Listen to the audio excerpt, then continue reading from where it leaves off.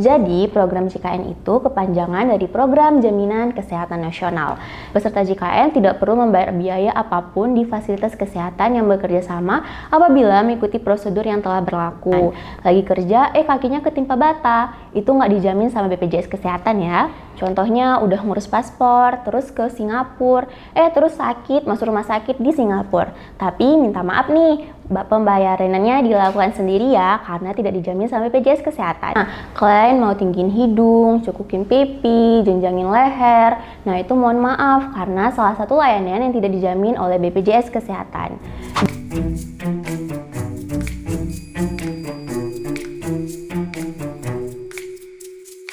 Selamat datang di podcast Monopod episode pertama. Kali ini kita akan bahas tentang JKN.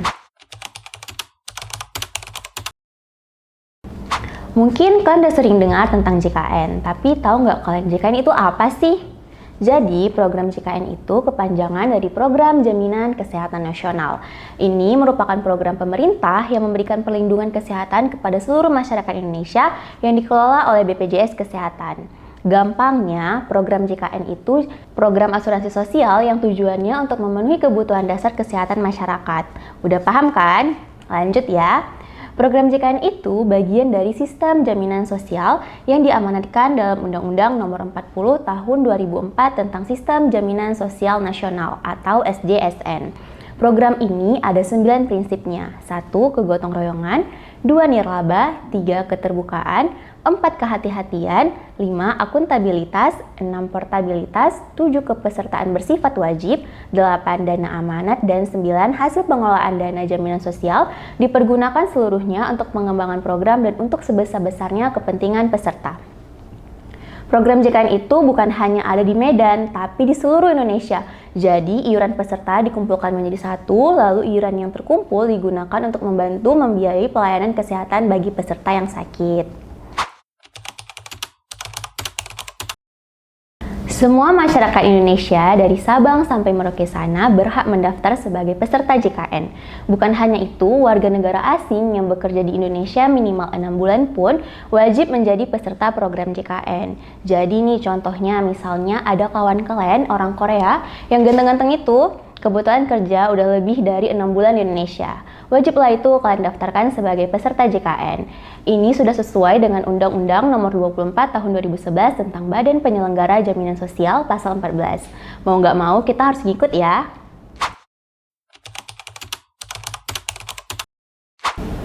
Jadi peserta JKN itu bayarnya berapa ya? Nah, jadi untuk iuran atau pembayaran peserta program JKN beda hitungannya tergantung dari jenis kepesertaannya. Peserta program JKN ada beberapa kategori. Dengerin ya. 1. Penerima bantuan iuran atau PBI. Ini jenis peserta yang iurannya dibayar oleh pemerintah, baik pusat maupun daerah sebesar Rp42.000 per bulan per orang. Jadi peserta jenis ini tidak perlu lagi membayar iuran. Yang kedua, pekerja penerima upah atau PPU. Jenis peserta ini bekerja pada pemberi kerja, misalnya perusahaan atau instansi pemerintah dan menerima gaji. Contohnya, pegawai negeri sipil atau PNS, TNI atau Polri, pegawai BUMN, dan pegawai swasta. Iurannya dibayarkan sebagian oleh pemberi kerja 4% dari gaji atau upah dan sebagian oleh pekerja 1% dari gaji atau upah untuk satu keluarga yang terdiri dari maksimal 5 orang. Yang ketiga, pekerja bukan penerima upah atau PBPU atau biasa kalian dengar dengan peserta mandiri. Kenapa disebutnya seperti itu? Karena peserta ini bekerja secara mandiri atau tidak memiliki penghasilan tetap. Contohnya pedagang, petani, nelayan, pengusaha, pekerja lepas. Iuran peserta PBPU dibayar berdasarkan kelas yang dapat dipilih, yaitu untuk kelas 1 dengan iuran sebesar Rp150.000 per orang per bulan, kelas 2 dengan iuran sebesar Rp100.000 per orang per bulan, kelas 3 dengan iuran sebesar Rp42.000 per orang per bulan, dengan subsidi pemerintah sebesar Rp7.000 sehingga peserta hanya membayar Rp35.000 aja. Selain itu, ada juga jenis peserta namanya bukan pekerja atau BP. Mereka tidak memiliki penghasilan tetap atau tergolong sebagai non-pekerja, seperti pensiunan, veteran, perintis kemerdekaan, dan lain sebagainya. Iuran segmen ini dibayar sendiri atau oleh pihak lain.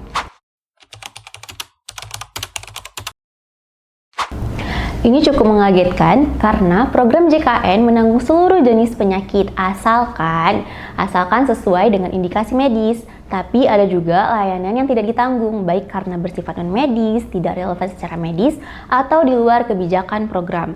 Hal ini ditetapkan pada pasal 52 Peraturan Presiden Nomor 59 Tahun 2024 tentang perubahan ketiga atas Peraturan Presiden Nomor 82 Tahun 2018 tentang jaminan kesehatan. Apa aja sih? Nih, layanan yang tidak dijamin BPJS Kesehatan diantaranya 1.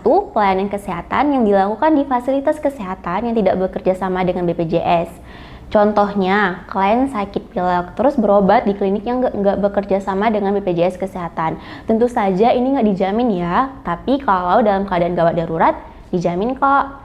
Yang kedua, pelayanan kesehatan terkait penyakit atau cedera akibat kecelakaan kerja atau hubungan kerja yang telah dijamin oleh program jaminan kecelakaan kerja atau menjadi tanggungan pemberi kerja. Ini contohnya misal klien kerja di perusahaan konstruksi bangunan. Lagi kerja, kakinya ketimpa bata. Itu nggak dijamin sama BPJS Kesehatan ya. Yang ketiga, pelayanan kesehatan yang dijamin pertanggungannya diberikan oleh program jaminan kecelakaan lalu lintas. Contohnya, ada orang naik kereta, terus tabrakan. Ini yang jamin nanti Jasara Harja, bukan BPJS Kesehatan. Yang keempat, pelayanan kesehatan yang dilakukan di luar negeri. Contohnya udah ngurus paspor, terus ke Singapura, terus sakit, masuk rumah sakit di Singapura. Tapi minta maaf nih, pembayarannya dilakukan sendiri ya, karena tidak dijamin sama BPJS Kesehatan. Yang kelima, pelayanan kesehatan untuk tujuan estetik. Contohnya, klien mau tinggiin hidung, cukukin pipi, jenjangin leher. Nah, itu mohon maaf karena salah satu layanan yang tidak dijamin oleh BPJS Kesehatan. Dan masih ada lagi beberapa pelayanan kesehatan yang tidak dijamin oleh BPJS Kesehatan sesuai dengan yang telah diatur di undang-undang. Dengerin nih kalian, peserta JKN itu wajib memilih fasilitas kesehatan tingkat pertama atau kita sebut aja dengan FKTP saat pertama kali mendaftar. FKTP itu bisa di puskesmas, klinik, atau dokter praktek mandiri. Kalian kalau sakit wajib memeriksakan diri di FKTP, kecuali dalam keadaan darurat bisa tuh langsung loncat ke rumah sakit atau RS. Caranya gimana? Jadi kalian datang ke FKTP di mana terdaftar, tunjukkan kartu BPJS Kesehatan atau KTP atau NIK kalian, ceritainlah apa aja keluhan kesehatan yang kalian rasain. Nanti dokter akan memeriksa dan memberikan pengobatan atau dikasih rujukan ke rumah sakit jika memang diperlukan. Nah, untuk pelayanan rujukan di rumah sakit, kalian tinggal datang ke rumah sakit rujukan, bawa surat rujukan, tunjukkan KTP atau NIK di loket administrasi rumah sakit. Nanti kalian akan dilayani sesuai dengan kebutuhan medis. Kemudian untuk kasus darurat, misalnya kecelakaan, serangan jantung, ataupun stroke, peserta dapat langsung ke fasilitas kesehatan di mana aja, termasuk di rumah sakit yang tidak bekerja sama dengan BPJS Kesehatan. BPJS keren ya! Untuk kasus gawat darurat, kalian tidak perlu surat rujukan dan biaya perawatan akan ditanggung BPJS Kesehatan sesuai dengan aturan. Caranya gimana? Jadi jika terjadi kejadian gawat darurat kesehatan, kalian datang langsung ke IGD rumah sakit terdekat. Jika memungkinkan, bawa keluarga atau pendamping menunjukkan KTP atau NIK. Kalau misalnya tidak ada, administrasi bisa dilakukan setelah kondisi stabil. Kalian akan dilayani sesuai dengan kebutuhan medis. Kalau harus rawat inap, maka kalian akan dirawat inap di kelas perawatan sesuai dengan hak, apakah itu di kelas 1, kelas 2, kelas 3. Peserta JKN tidak perlu membayar biaya apapun di fasilitas kesehatan yang bekerja sama apabila mengikuti prosedur yang telah berlaku, kecuali ada layanan tambahan yang tidak ditanggung BPJS, misalnya kelas rawat inap yang lebih tinggi, atau kalian mengakses layanan di luar prosedur yang sudah ditetapkan. Jadi, pastikan iuran BPJS kalian selalu dibayar tepat waktu setiap bulan sebelum tanggal 10 agar status kepesertaan kalian aktif selalu. Terima kasih telah mendengarkan episode kali ini tentang Jaminan Kesehatan Nasional. Aku harap informasi yang aku sampaikan dapat membantu kalian memahami lebih baik tentang program ini dan manfaatnya. Jika ada pertanyaan lebih lanjut atau ingin membahas topik lain, jangan ragu ya untuk menghubungi kami melalui media sosial atau email. Jangan lupa untuk subscribe dan bagikan podcast ini kepada teman-teman kalian agar lebih banyak orang yang mendapatkan informasi bermanfaat tentang kesehatan. Sampai jumpa di episode berikutnya dan tetap jaga kesehatan ya.